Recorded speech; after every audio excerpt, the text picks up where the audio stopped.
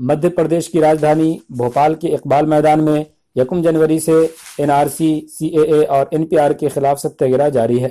1 जनवरी से शुरू हुए सत्याग्रह में नौजवानों ने मुख्तलिफ अंदाज में मुजाहरा करते हुए मुल्क की हिफाजत और दस्तूर को तहफ़्फ़ुज़ फराहम करने का अज़्म ज़ाहिर किया। इस मौका पर नौजवान अपने हुकूक से मुताल्लिक़ पुरअमन अंदाज में मुजाहरा करते नजर आए।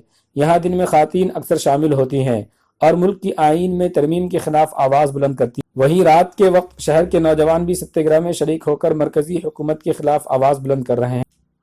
इसी पस मंज़र में 12 जनवरी की शाम जहांगीराबाद जिनसी वाक़े चौराहे से मुतनाज़ा कानून के खिलाफ एक पुरअमन रैली निकाली गई, जो इकबाल मैदान में पहुंचकर जलसा में तब्दील हो गई। इस रैली की क़यादत मुफ्ती रईस अहमद कासमी, एडिशनल मुफ्ती शहर ने की, जिसमें हज़ारों की तादाद में मर्द व ख़ातीन ने शिरकत की। इस दौरान मुजाहिरीन अपने हाथों में प्ले कार्ड लिए हुए थे, जिसमें no NRC, no CAA, no NPR जैसे नारे तहरीर थे। रैली में बड़ी तादाद में ख़ातीन ने हिस्सा लिया। गौरतलब है कि सख्त कड़ाके की सर्दी के बावजूद बड़ी तादाद में लोग पुरअमन अंदाज में एहतजाज कर रहे हैं। मुजाहिरीन का कहना है कि सत्याग्रह उस वक्त तक जारी रहेगा जब तक हुकूमत मुतनाज़ा कानून वापस न ले ले।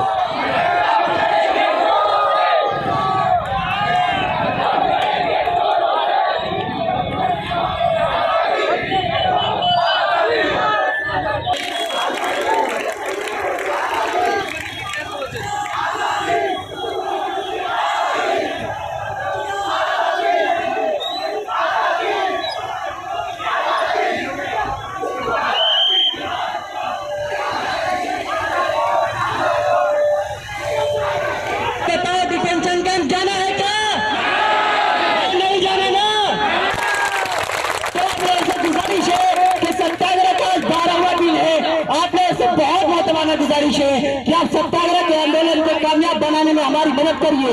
आइए सरकार के खिलाफ आवाज उठाइए। शुक्रिया। ये सरजमीन हिंद, ये हमारा देश भारत, ये हमारा अपना पैदाइशी मुल्क है, पैदाइशी जमीन है। जिंदा होंगे हम मुसलमान दिनों रात में 5 बार इसी भारत की सरजमीन पर सर टेक कर सजदा करके अल्लाह ताला की, जो हमारा पैदा करने वाला है, उसकी इबादत करते हैं। आपस में सारे मजहब वाले, धर्म वाले और कई तरह की तहजीब वाले लोग रहते हैं। हर एक अपने मजहब पर अमल करता है। एक दूसरे के त्योहारों में, एक दूसरे की खुशियों में और तकरीबात में शरीक होते हैं। एक दूसरे के गम और एक दूसरे के परेशानियों के अंदर बराबर के शरीक रहते हैं। एक से कानून, अब जो एक काला कानून लाया जा रहा है, इसमें मजहबी मुनाफरत है।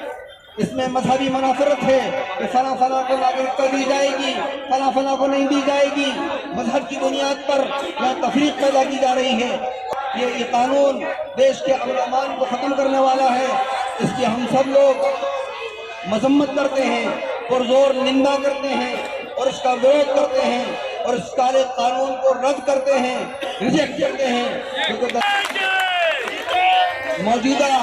मौजूदा सेंट्रल गवर्नमेंट ने भी करोड़ों लोगों के सामने जब शपथ ली थी, तो इसी कानून और दस्तूर के मुताबिक काम करने की शपथ ली थी कि इस कानून के मुताबिक जिसको डॉक्टर भीमराव अम्बेडकर ने दीगर दानिशवरान के साथ मिलकर बनाया था, इसके मुताबिक हम चलाएंगे, इसके मुताबिक सबको आसानियां फराहम करेंगे।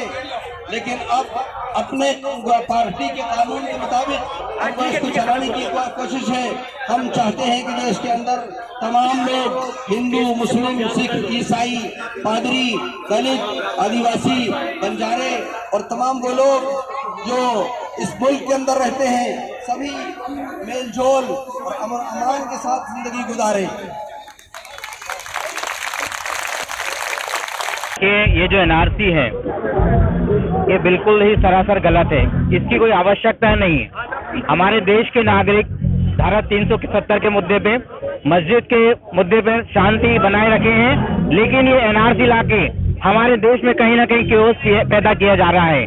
क्या मैं पूछना चाहता हूँ कि इस देश के राष्ट्रपति अब्दुल कलाम, APJ अब्दुल कलाम क्या इस देश के मुस्लिम नहीं थे? भारतीय जनता पार्टी के कुछ नुमाइंदे बताना चाहते हैं कि ये मुस्लिम और गैर मुस्लिम का मुद्दा है। देशवासियों से मैं कहना चाहता हूँ, ये हिंदू मुस्लिम का मुद्दा नहीं है, देश के नागरिकों का मुद्दा है। 1947 से जो हमारे देश के, चाहे वो हिंदू हो, मुस्लिम हो, सिख हो, ईसाई हो, एससी के लोग हो, एसटी के लोग हो, कोई भी हो जो भारत का नागरिक है, जिसने ये तय किया है कि हम भारत में रहना है, वो भारत का नागरिक रहेगा और रहना पड़ेगा। हम अपने इसके लिए, इस आंदोलन के लिए तमाम ऊर्जा और जीविका जान तक झोंक देंगे। मैं बताना चाहता हूँ कि जो स्मॉल स्केल इंडस्ट्रीज के रियल जीडीपी है वो 0.5% है, जबकि सरकार ये पेपर्स में क्या बता रही है कि 2.5 से 5% है, और मीडियम स्केल में जो मैक्सिमम ये जाएगी 2.5 तक। आज हमारे प्रधानमंत्री जी ने कहा था कि हम प्रति वर्ष 2 करोड़ रोजगार देंगे, मात्र 25,000 रोजगार इन्होंने पैदा किया है। लेकिन आज महत्वपूर्ण समझता है इस देश के नागरिकों को, युवाओं को रोजगार देने की। पहले रोजगार दे, फिर एनआरसी की बात करें। यदि ये इस देश के 35% वोटर्स की सरकार है, तो ये मिस कॉल नंबर की आवश्यकता क्या पड़ी? ये कहते हैं कि हमारे इन्होंने मिस कॉल से 18 करोड़ कार्यकर्ता पैदा किए थे, लेकिन आज 18 लाख इनके समर्थन में नहीं है साथियों। आज पूरा देश हिंदू, मुस्लिम, सिख, ईसाई, ठाकुर, ब्राह्मण, एससी, एसटी सब भारत के नागरिकों के साथ खड़े हुए हैं। ये केवल बकवास कर रहे हैं, बनाते हैं। ये हिंदू मुस्लिम के नाम पे बेवकूफ बनाते हैं, मंदिर मस्जिद के नाम पे बेवकूफ बनाते हैं और देश को लड़वाने की बात करते हैं। हमारे देश की वो तहजीब है कि हम न केवल भारत को बल्कि विश्व को जोड़ें। कि एनपीआर की कोई आवश्यकता नहीं है, ये केवल वोट की राजनीति है। ये नया डेटा कलेक्ट करना चाहते हैं और इनका ये प्रयास है केवल जो हमारे देश के जो मुस्लिम्स हैं वो इनको वापस भेजना चाहते हैं अफगानिस्तान और पाकिस्तान के मंसूबे में, और ना ही ये सफल होंगे। हम सारे देश के नागरिक पूरे एक साथ हैं। अपनी जो इनकी राजनीति है, जो धर्म की राजनीति करते हैं, उसके डेटा लेना चाहते हैं और ये केवल बताना चाहते हैं कि हमारी तानाशाही क्या है, जबकि वास्तव में 2021 में ही ये जनगणना होना चाहिए। जब असम में मैं पूछना चाहता हूँ, ये लोग भारतीय जनता पार्टी कुछ नुमाइंदे ये बताते हैं कि हमें मुस्लिमों को भगाना है। सबसे पहले तो 15 लाख इन्होंने हिंदुओं के साथ अन्याय किया है। 15 लाख हिंदू इसमें एनआरसी में आए हैं, मुस्लिम 5 लाख है। फिर आप ये क्यों बताना चाहते हैं कि मुस्लिमों को बाहर करेंगे? हम सारे हिंदू, मुस्लिम, सिख, ईसाई, एससी, एसटी सभी लोग हम एक साथ हैं इस मुद्दे पर। चाहता हूँ ये सरकार झूठ की सरकार है। इस देश का गृह मंत्री, इस देश का प्रधानमंत्री दोनों ही आपस में तय नहीं है कि बोलना क्या है। सरकार अमित शाह संसद में बोलता है कि इस देश में हम डिटेंशन कैंप बना रहे हैं, संसद में बोलता है कि हम एनआरसी लागू करेंगे, और प्रधानमंत्री अपने 22 तारीख के भाषण में बोलते हैं कि हम देश में डिटेंशन कैंप जैसी कोई भी चीज नहीं है। तो मैं उससे पूछना चाहता हूँ कि अगर देश में डिटेंशन कैंप नहीं है तो गुवाहाटी के गोवा में वो डिटेंशन कैंप क्या है, वो कहाँ से आया, वो किसके आधार अधिग्रहण किया गया, उसके लिए पैसा कहाँ से आया? मैं जब कह रहा हूँ कि जब कानून की कोई बात नहीं थी, जब कोई किसी प्रकार का कोई इतिहास नहीं था, तो फिर कानून और वो डिपार्टमेंट और वो डिटेंशन कैंप बनाने के लिए जो मुंबई में बना, पूरे देश में डिटेंशन कैंप बन रहा है, उसके लिए पैसा कहाँ से आया? झूठ की सरकार है, इसे हमें नंगा करना होगा, इसे हमें खोल के लाना पड़ेगा। 130 करोड़ जनता को समझाना पड़ेगा कि इस देश का जो न्यायालय द्वारा कई बार घोषित व्यक्ति, जिस व्यक्ति को न्यायालय ने कई बार घोषित किया था, मैं सबसे पहले उससे कहूंगा कि हम अपने कागज बाद में दिखाएंगे। पहले तुम दिखाओ कि तुम्हें इस न्यायालय ने जो संविधान द्वारा शक्ति प्रदान जो न्यायालय है उसने तुम्हें कई बार क्यों घोषित किया था। मैं आप सबसे पहले ये पूछना चाहूंगा कि वो अपने कागज पहले दिखाएं, हम अपने कागज दिखाते रहेंगे। भैया हल्ला बोल, जोर जोर से हल्ला बोल,